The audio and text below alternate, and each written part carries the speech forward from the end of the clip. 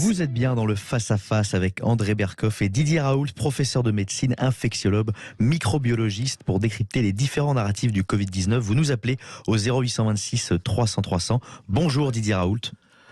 Bonjour professeur. Je suis content de vous avoir. Ça fait quelque temps que je n'avais pas eu l'antenne. Je rappelle que le conseil de l'IHU Méditerranée Infection de Marseille, que vous avez créé en 2011, vous avez été remplacé le 13 juillet dernier, enfin en juillet dernier, par l'un de vos collaborateurs, le professeur Pierre-Édouard Fournier, et que vous continuez évidemment à exercer votre profession. Vous êtes professeur de médecine, vous êtes infectiologue, vous êtes microbiologiste.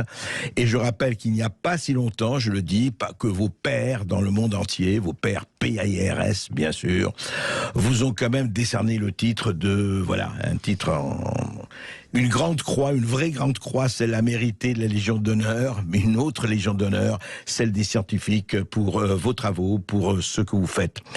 Juste, je voulais avec vous peut-être faire le point, ça fait 3 ans maintenant, un peu plus de 3 ans, qu'il y a eu, je voudrais pas revenir sur les polémiques, mais sur le narratif quand même qu'il y a eu, après ce narratif sanitaire, sur le Covid-19, etc. On en a déjà parlé, mais je crois qu'aujourd'hui, avec le recul, on ne parle plus de 6e, 7e, 8e vague, on ne parle plus de variants, on ne parle plus de tout ça.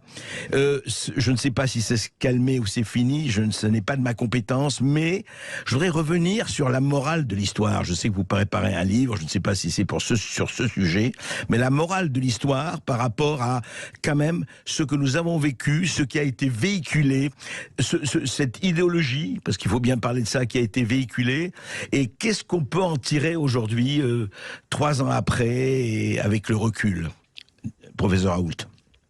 Je sais pas, c'est une bonne question. Bien sûr, ça s'intègre dans un phénomène qui est plus vaste dans le temps et dans l'espace.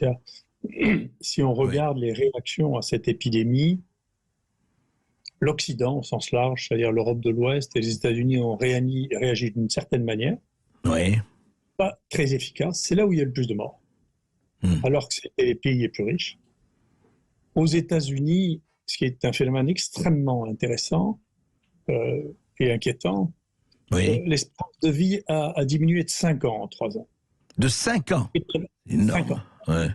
C'est intéressant, c'est les données du Center for Disease Control, mais ça vient à la suite d'une période dont on peut se demander ce qu'il a suscité, au contraire d'une immense foi dans le progrès sur l'augmentation de l'espérance de vie, qui se traduit dans ces grandes banques de données par un mensonge par omission, c'est-à-dire que sur World in Data ou Worldometer, qui sont des banques de données financées en grande partie par les GAFA, vous avez encore une espérance de vie aux États-Unis à 78,4 en 2022. Donc c'est un mensonge c'est violent, et vous le voyez, c'est assez intéressant, on le perçoit aussi en France. En France, ça fait depuis 3 ans, il n'y a plus d'augmentation de l'espérance de vie, mais vous avez l'INSEE qui prédit que l'espérance de vie de 2023, en janvier,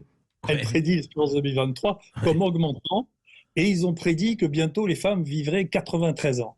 Donc vous voyez, il y a une idéologie du progrès qui est associée avec une manie de la prédiction qui est basée sur rien. En particulier, l'analyse des dernières années devrait amener à avoir une réflexion en disant, vous savez, il y a des phénomènes chaotiques qui fait que tout ça n'est pas linéaire, et vous ne pouvez pas penser qu'il suffit de projeter ce qui s'est passé dans les 30 dernières années pour savoir ce qui va se passer dans les 30 prochaines années. Et les modélisateurs.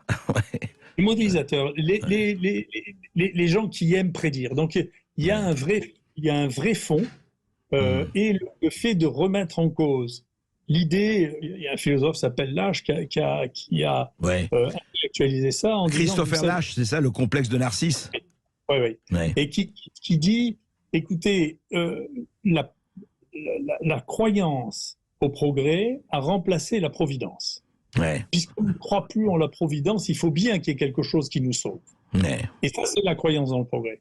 Et si, comme j'ai osé le faire comme un hérétique, si vous dites, écoutez, il n'y a pas de baguette magique il n'y aura pas de providence, ça reste un travail d'artisan. Et au sens vraiment d'Hannah Arendt, c'est-à-dire il faut faire.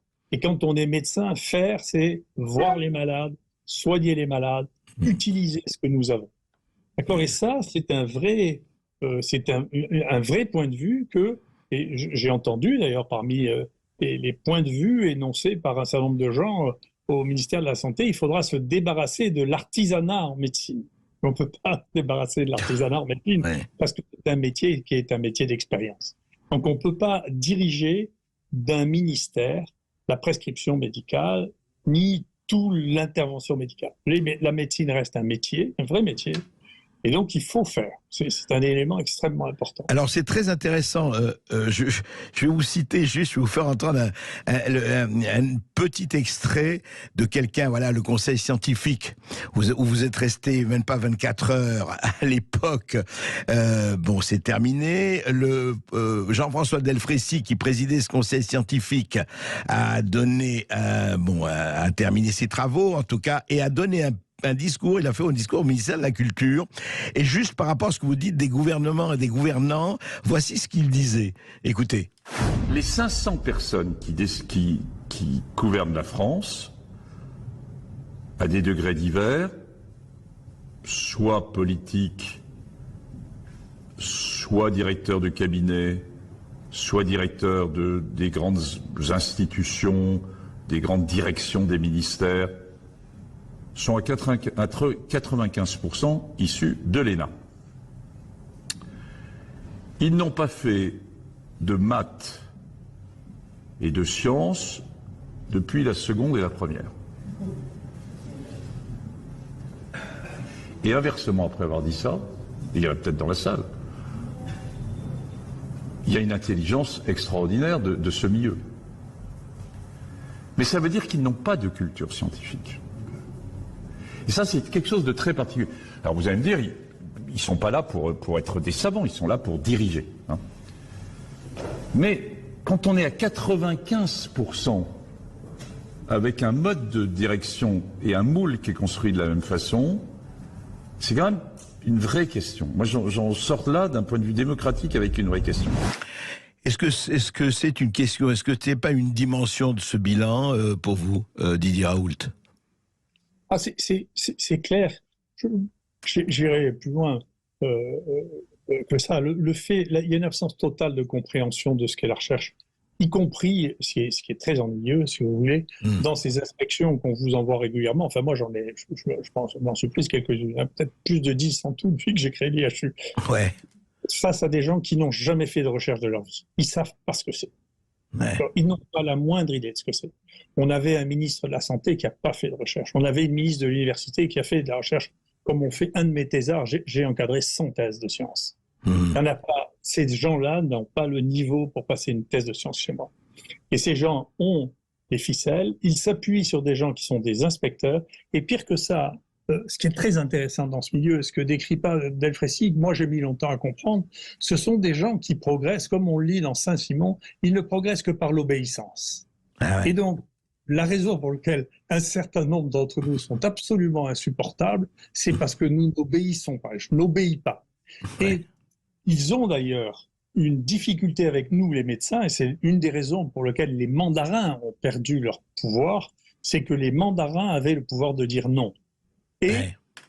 En commençant d'ailleurs par le scandale du sang contaminé, quelqu'un comme le directeur de l'EFS de l'époque n'avait pas été quelqu'un de nommé. Les gens nommés ne peuvent pas dire non. Et oui, c'est Ils ça. ne peuvent pas être nommés pour pouvoir résister. Ouais. Donc vous dites effectivement qu'à partir, oui c'est ça, la progression par l'obéissance est effectivement quelque chose, si on ne peut pas dire non, si on est, et ça vaut pour tous les métiers d'ailleurs, ça vaut pour beaucoup de métiers, y compris le nôtre d'ailleurs, soyons clairs là-dessus. Professeur Raoult, on se retrouve, c'est tout de suite après cette petite pause, à tout de suite. Et vous continuez de nous appeler au 0826 300 300 pour interpeller le professeur Raoult. À tout de suite sur Sud Radio.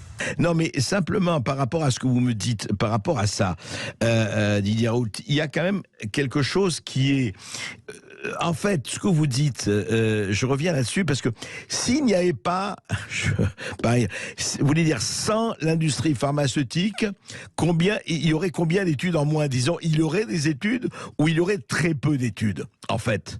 Parce que vous dites vous-même, l'État ne peut pas, n'a pas les moyens, en tout cas ne les prend pas pour justement financer des études indépendantes.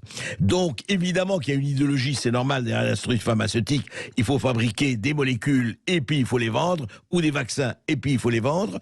Mais s'il n'y avait pas ça, donc on aurait une raréfaction totale des études? Non, au contraire, moi je suis assez optimiste, hein. Je pense qu'il y aura une bascule à faire et qui va se passer, si vous voulez, avec le repositionnement de molécules anciennes. Pour mettre les choses, pour essayer de me faire comprendre. Oui. On a vécu depuis le 19e siècle une révolution technologique et une évolution de la médecine qui est en partie basée sur l'innovation. Pas que sur l'innovation, sur l'hygiène, les qualités de vie. Simplement, le fait d'agrandir la taille des maisons a diminué la transmissibilité des maladies. Hein.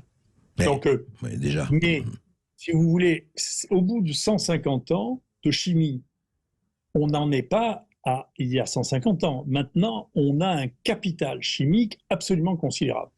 Or, les molécules ont été découvertes pour une efficacité et réservées à cette efficacité, alors que les molécules, en particulier issues de la nature, sont très souvent polyvalentes.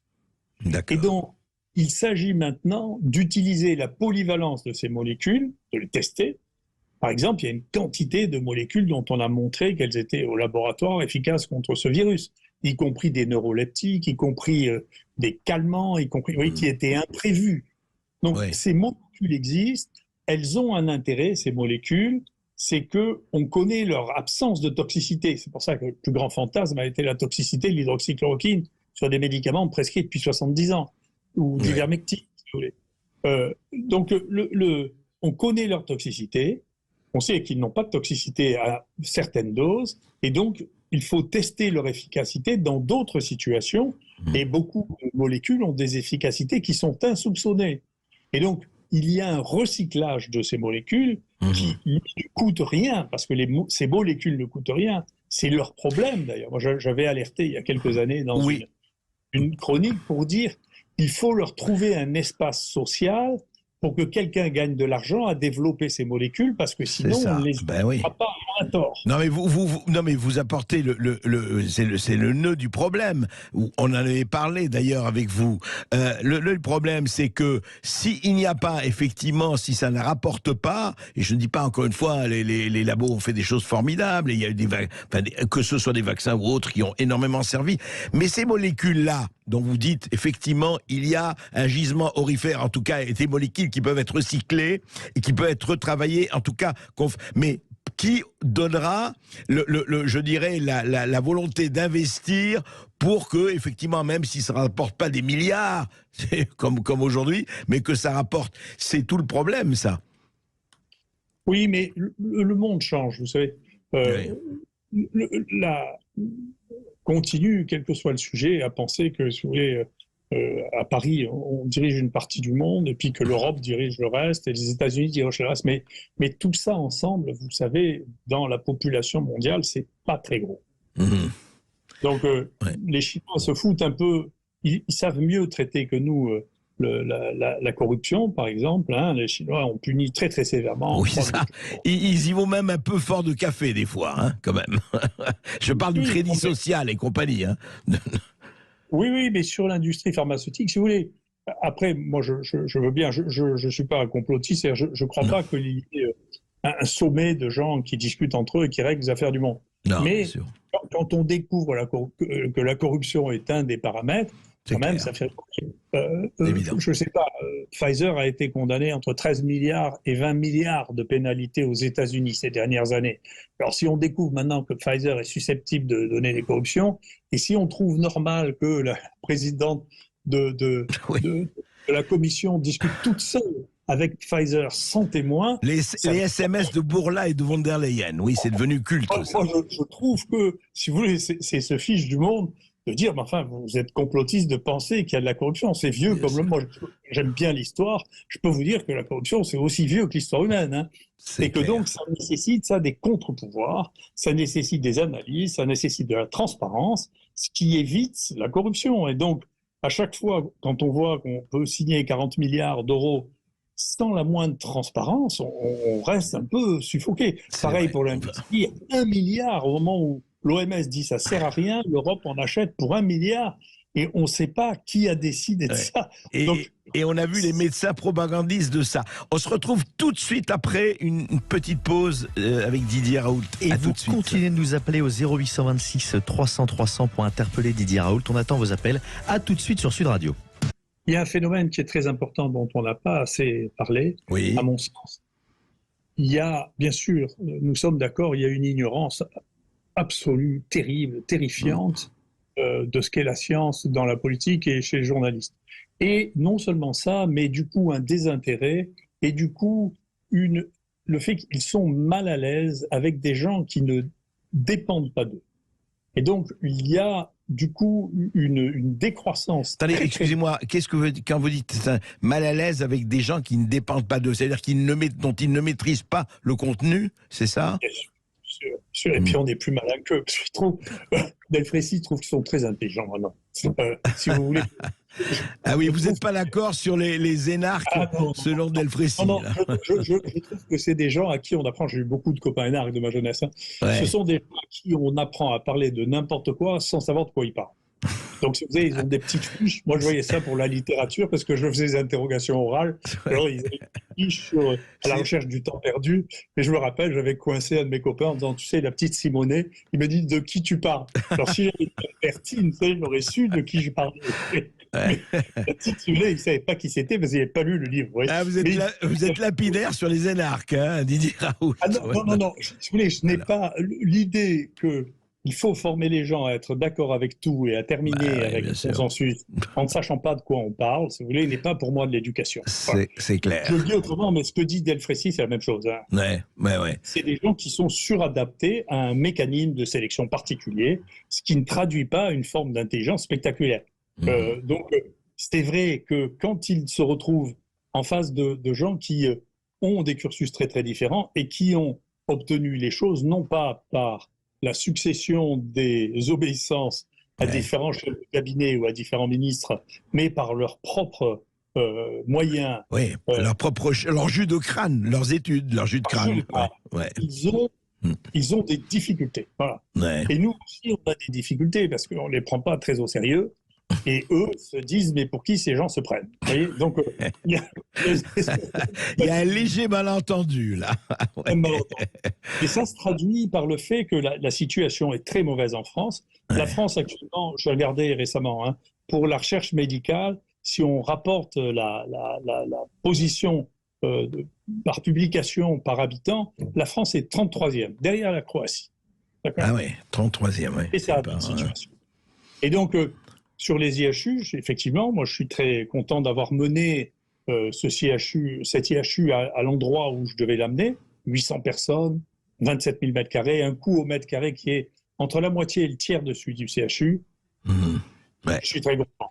Maintenant, on verra ce que sont capables de faire les autres. Les 2 demandes d'IHU supplémentaires faites en France par toute l'équipe qui a géré cette pandémie s'est fait planter au premier tour. Ouais. Donc, il y a tout l'INSERM, l'Institut Pasteur et la PHP. Celle de Lyon s'est plantée aussi. Et les 2 autres tentatives d'IHU poussées par ce directeur général qui, lui, m'a poussé dehors, se sont aussi fait planter. Donc, il y a... Pourquoi? C'est parce qu'il y a un jury international et que c'est pas aussi simple de jouer avec un jury international que de jouer avec les inspections et les ministères. C'est pas la même catégorie, là. Vous voyez, c'est comme les Jeux Olympiques, là. Vous voyez, c'est pas pareil. Oui. C'est clair. Pas aux copains, aux gens qu'on connaît, aux amis ou à ceux qui sont bien gentils. Vous voyez. Et donc, comme projet scientifique, l'essentiel que l'on a, c'est de dire, écoutez, on va attendre qu'il y ait une nouvelle molécule de l'industrie pharmaceutique et je ferai, comme beaucoup de ces gens qui ont géré ça, mon épreuve de titre sur le fait d'avoir inclus des malades pour l'industrie pharmaceutique pour faire des publications. Si vous voulez, tout ça, ça ne fait pas de la science ni durable, ni sur laquelle on peut investir. Et donc, la situation de la France n'est pas bonne. La France, en termes de nombre de publications, est à la 10e place. En termes de publications par habitant, est à la 33e place. C'est très embêtant. Et si on décanille parce qu'on ne supporte pas les gens qui ont une autonomie intellectuelle, moi je dis, vous savez, si vous aimez l'opéra, vous êtes bien obligé d'aimer les divas, sinon vous n'avez qu'à prendre une... Sinon, vous allez prendre un magnétophone de poche. Mais c'est vrai, vous vous rappelez, je vous avais appelé quand on a appris la mort de Luc Montagnier. Moi, ce qui me fascine, c'est pas le mot, c'est que Luc Montagnier, à 65 ans, on lui a dit, bon, allez, vous prenez à la retraite, c'est terminé. Grâce à quoi il est allé aux États-Unis et en Chine. Et vous, Didier Raoult, allez, on vous pousse, comme vous dites, à la sortie, mais non. Et c'est extraordinaire parce qu'il pense que quoi, la science, ce sont des dogmes, c'est une religion, alors que justement, qu'est-ce que c'est la science sans la recherche? Je vais vous donner un exemple que je n'ai pas encore donné, sans vous insulter à personne. Hein. Non. Je vais vous dire. Quand Luc Montagnier est mort, je n'ai pas pu y aller, puis j'ai un souci avec les enterrements. Je n'aime pas les enterrements. Je ne suis pas allé, je dis ce que je pensais. Mais je n'y suis pas allé. Mais il n'y a pas eu de représentant officiel à son enterrement. Absolument. Et s'il faut regarder, dans le même temps, je suis surpris, mais parce que je ne suis pas de cette époque, je vois bien que je vieillis, on a fait entrer au Panthéon Joséphine Baker. Quand même. Ouais. Quand même. Vous voyez, je vois bien que je n'ai pas les mêmes valeurs. Vous voyez, je n'ai pas les mêmes valeurs. Bien que Joséphine Baker ait dansé avec mon père, j'en étais très très fier. Ça mérite d'aller au Panthéon. C'est joli ça, ouais. Non, mais pourquoi pas Joséphine Baker? Pourquoi pas? Mais, Luc Montagnier, comme vous dites, je veux dire, qu'est-ce que ça veut dire? C'est comme certaines personnes à qui on donne les grands croix de la Légion d'honneur. Mais c'est une autre histoire, c'est un autre problème, ça. Mais, oui. C'est assez... Moi, je trouve ça très préoccupant. Mais juste un mot, professeur Raoult. Quand vous dites la France 33e, elle était combien? Elle était beaucoup plus haut il y a quelques années ou pas du point de vue des écrits Moi, ça fait longtemps, malheureusement, ça fait longtemps que je m'intéresse à ce problème et que j'essaie de susciter vis-à-vis de l'État des réactions dont certaines ont été suivies des faits. Mais si vous prenez la fin du XVIIIe siècle, la France produisait 40% de la connaissance dans la recherche médicale. 40%. 40% dans le monde, enfin du monde, quoi. Ouais. Et maintenant, elle en produit globalement 2,5%. Ouais, d'accord. C'est ça, l'évolution du monde. Ouais. Et donc, ça fait un moment que ça dure, et bientôt, on va arriver à l'étiage, c'est-à-dire que nous produirons à la hauteur de notre population, c'est-à-dire on sera à la moyenne de la production mondiale en France. Donc, c'est extrêmement important. C'est extraordinairement... si vous me demandez, il n'y a pas de baguette magique pour redresser ça. Il faut aimer les chercheurs, il faut laisser se développer la recherche, il faut rendre leur liberté. J'ai vu un papier récemment de Alain Fischer, avec qui je ne suis pas toujours d'accord, mais qui disait ça. Les financements sur projet sont malsains parce qu'ils sont revus par vos adversaires ou vos amis. Il faut donner des financements blancs aux gens qui ont la capacité à découvrir ou à faire des choses, et puis les évaluer rétrospectivement au bout de 4 ans, et puis on coupe les financements si ça ne marche pas. Mais on ne peut pas passer sa vie à déposer des projets partout. On a obligé à faire des projets qui soient multicentriques, c'est-à-dire qui font que des gens qui font le même métier, mais dans différents pays. Tous les projets européens sont comme ça, ce qui est idiot. La découverte ne se fait jamais en travaillant avec des gens qui font la même chose que vous. Elles se font travailler avec des gens qui ne font pas la même chose que vous. Le choc des étrangetés, c'est ça qui marche. Et effectivement, là, c'est là où l'État doit retrouver un rôle face, effectivement, uniquement à la productivité et à la recherche du bénéfice.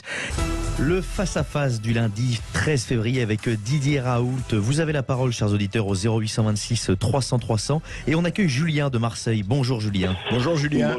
Bonjour André, bonjour professeur Raoult. Alors j'avais une question. Je ne sais pas si je pense certainement que vous avez entendu parler de la grippe russe de 1890, où c'est apparemment la dernière fois qu'un coronavirus est passé de l'animal à l'humain, le C43, avec à peu près... le même processus qui s'est passé. Ça a duré 5 ans sans médicaments, puis c'est rentré dans des coronavirus humains. Pourquoi ne nous sommes pas appuyés sur l'expérience de ce passage de coronavirus de l'animal à l'humain pour travailler sur celui des 3 dernières années? Vous parlez à la fin du 19e siècle, c'est ça? En 1890, la grippe russe qui s'est développée, ça a duré 5 ans, il y a eu les mêmes vagues, vous regardez dans le Vidal, c'est expliqué. C'est impressionnant le rapprochement qu'on peut avoir les deux, et sans médicaments, ça a duré 5 ans, comme aujourd'hui. D'accord. Professeur Didier Raoult, on pouvait tirer de l'expérience russe, on pouvait tirer un enseignement? En tout cas, ce qu'on pense, ce que je pense maintenant, puisqu'on a plus de données sur ce virus qui a des côtés positifs qu'on n'en a jamais eu sur aucun virus en termes d'analyse des gènes de ce virus. Donc, ce que l'on voit, si vous voulez, c'est que indépendamment de toutes les actions humaines, c'est-à-dire que ce soit les médicaments, peut-être pas un certain nombre de médicaments qui sont mutagènes, comme le remdesivir, si on donne ça chez un immunodéprimé, on a plus de mutations. Et sinon, ces virus ont une mutation à peu près tous les 15 jours. Donc, si les virus que nous avons actuellement ont 100 mutations de différence par rapport au premier de Wuhan, d'accord? Parce que tous les 15 jours, vous avez une mutation qui est sélectionnée, qui reste, d'accord?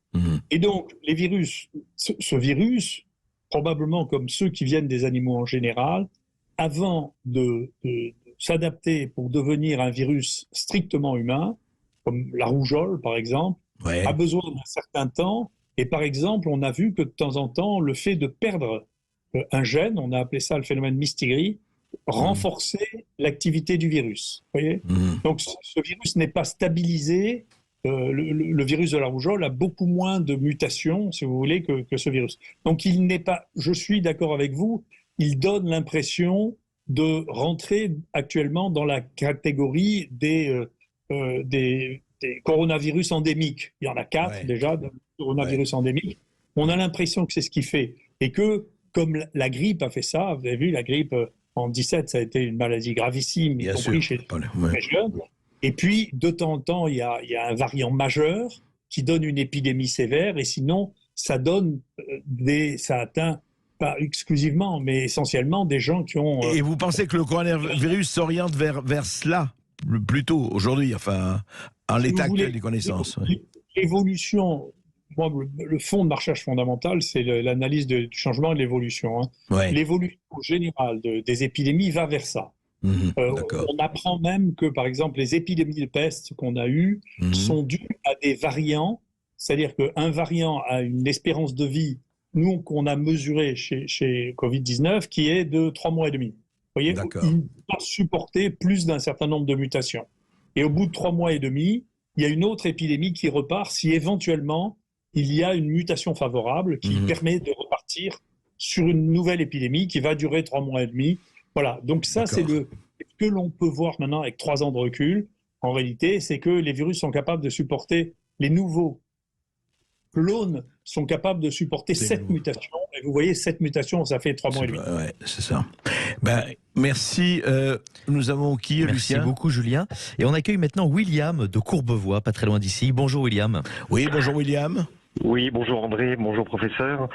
Je voudrais savoir, je m'interroge pourquoi vous-même et le professeur Henri Yonco, le professeur Perron et le professeur Montagnier, pourquoi vos avis, sauf erreur de ma part, ne se sont pas croisés? Pourquoi il n'y a pas eu apparemment de volonté de croiser vos avis respectifs, vos visions respectives sur la crise du Covid?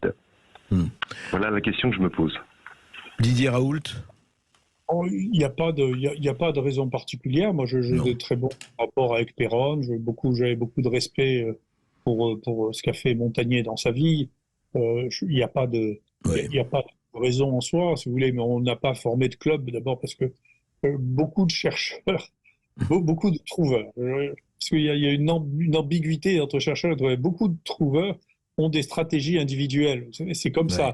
J'ai jamais pris pour le ministre de la Santé, j'ai jamais voulu être directeur d'un institut autre que celui que j'avais fait moi-même, si vous voulez. Donc, les chercheurs ont des modes de pensée qui sont, même si elles se rejoignent de temps en temps, sont individuelles. C'est d'ailleurs fait qu'on ait si mal compris des politiques. Les gens qui découvrent des choses ne sont pas des gens qui sont socialement moi, je passe pas ma vie dans les réseaux. Je dois ni dans les dîners en ville. En fait, vous n'êtes pas chasseur en meute, quoi. Non. Puis je m'ennuie, moi, souvent. Si j'ai pas quelque chose d'intéressant à faire, j'ai honte de dire ça, mais j'ai peut-être 5 dîners le soir par an. En tout et pour tout. Donc, si vous voulez, je ne suis pas un être d'une sociabilité extrême. Je ne suis pas un énarque, vous voyez. C'est le vert. Je n'ai pas 100 repas par an. À rencontrer les uns les autres, tiens, à se connaître. Je ne suis pas comme ça. J'en veux pas à ceux qui sont comme ça. Chacun sa nature. Bien sûr. Mais vous avez d'autres choses à faire. Effectivement, Lucien. Et les Bouches-du-Rhône qui continuent de nous appeler puisque Nicolas de Marseille souhaite poser une question au professeur Raoult. Bonjour Nicolas. Oui, bonjour Nicolas. Bonjour, j'appelais concernant la conférence du professeur Delfrécy que donc M. Berkoff a cité tout à l'heure. Oui. À l'intérieur de cette conférence, il y a le professeur Delfrécy qui a dit en rigolant pratiquement qu'il avait eu raison sur tout concernant la crise Covid et que le professeur Raoult a eu tort surtout concernant cette crise Covid. Et donc je voulais connaître le bilan un peu par rapport à ce bilan Covid, ce qu'en pensait le professeur Raoult pour ce qui est du confinement, le port du masque, l'obligation vaccinale, le pass sanitaire et un petit bilan, le dépistage aussi, le séquençage. Mais il en a parlé, le professeur Raoult, mais peut-être ce serait bon d'en redire quelque chose, Didier Raoult. Est-ce qu'il aurait mieux fait ? Moi, je suis cohérent avec ce que je pensais et ce que je dis. C'est globalement, Delfrécy et les gens du ministère disaient il ne faut pas tester, ce qui était une folie, et puis on s'est mis à tester 10 fois plus que ce qui était probablement nécessaire. Donc l'histoire a tranché. Ensuite, si vous voulez, maintenant, on sait très bien, ça a été maintenant une énorme étude qui a été faite, que le fait de porter le masque dans la rue ne servait à rien. Pour le confinement, on savait assez tôt qu'en réalité, c'était une erreur de confiner les gens chez eux parce que le taux de transmission dans une maison, quand vous n'avez pas testé les gens pour savoir s'il y en avait un qui était contagieux, c'est un contresens de la base des maladies contagieuses, des maladies infectieuses. C'est pas comme ça que ça se passe. Hein. Ça se passe de transmettre plutôt dans les locaux fermés que en se baladant dans la rue. Donc ça, on sait que c'est pas vrai non plus. Donc, quand le confinement, c'est pas vrai, les masques dans la rue, c'est pas vrai. Les masques, c'est important pour les soignants, pour les gens qui ont des rapports de proximité. Ouais. Donc, quand on sait que quelqu'un est malade. Pour le reste, on n'a jamais, et on n'avait pas démontré les choses, pas plus à cette époque-là. Donc, pour la thérapeutique, moi, je reste exactement sur ce que les gens qui sont sans préjugés, c'est-à-dire les gens qui n'ont pas de conflit d'intérêts, ont trouvé dans la littérature vis-à-vis des traitements que nous avons mis en place. Quant à l'obligation vaccinale, si vous voulez, il suffit de regarder, je sais pas, là c'est un autre site, johnhopkins.com, pour voir l'efficacité de la prévention de la maladie et de la mort à la masse dans un pays. Vous avez des pays dans lesquels il n'y avait pas de Covid, hein, comme la Nouvelle-Zélande, l'Australie, Corée du Sud, le Japon.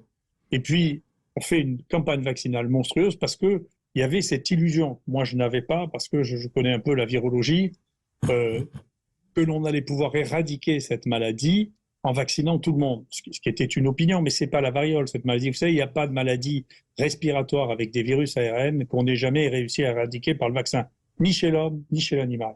Quand en plus cette maladie est une zoonose, c'est-à-dire qu'elle infecte les animaux, c'est-à-dire que nous, la source du variant le plus dangereux, le plus tueur en France, mon analyse basée sur les génomes, c'est qu'elle vient d'un élevage de visons qui était en Eure-et-Loire. Ouais. D'accord ? Oui, donc vous l'avez dit, oui. Mais ça repasse chez nous. Omicron, les données qu'on a actuellement, ça laisse penser qu'en réalité, ça s'est développé à bas bruit chez les muridés, c'est-à-dire les rats et les souris, et ça depuis au moins 1 an avant qu'on voit les cas humains. Vous voyez, donc tout ça, c'est de la connaissance, c'est de la science. Quand on fait des allers-retours entre l'homme et la bête, on ne peut pas imaginer que de vacciner les hommes va arrêter le virus. Quand on voit la vitesse de mutation de ces virus, si vous voulez, ce qui est la raison pour laquelle au début, quand j'ai commencé à parler de variants, tout le monde me disait que ça n'existe pas. Oui. C'était une extrapolation à propos d'autres coronavirus qui ont des taux de mutation plus faibles. Et que ça, c'était du coup de dire qu'ils mutaient sans arrêt, ça voulait dire qu'il n'y aurait pas un vaccin fixe qui permettrait de régler le problème. Ce que l'on a vu, tout le monde est d'accord. Si les gens qui font des vaccins font maintenant des vaccins avec 2 variants, c'est bien parce que ça ne suffit pas. Donc finalement, moi je ne vois pas trop, si vous voulez, les éléments sur lesquels Delfrécy avec des éléments spéculatifs qui mélangeaient de la politique, de la politique de prévention et de la science. Il y a eu beaucoup de politique là-dessus. Juste une dernière rapide question. On arrive hélas à la fin de l'émission, docteur. Vous préparez un nouveau livre ? Oui. D'accord. Je l'ai écrit, ça y est. Eh bien, on en reparlera très vite. Merci encore. Merci pour vos éclaircissements. Merci, chers auditeurs, de nous avoir écoutés, d'avoir écouté le professeur Didier Raoult.